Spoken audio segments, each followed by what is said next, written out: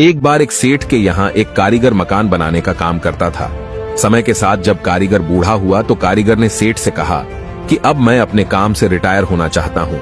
सेठ ने कुछ सोचा और कारीगर से कहा कि चलो ठीक है, पर जाते जाते एक मकान और बना दो।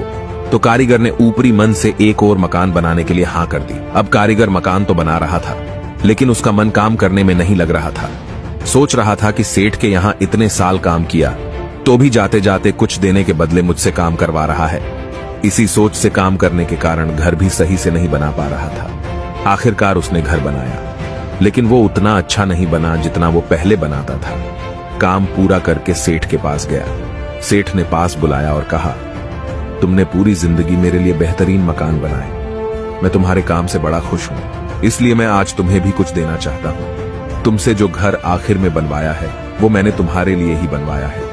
इतना कहकर सेठ ने मकान की चाबी कारीगर को दे दी। अब कारीगर मन ही मन में पछता रहा था कि मैंने खुद के घर को ही सही से नहीं बनाया।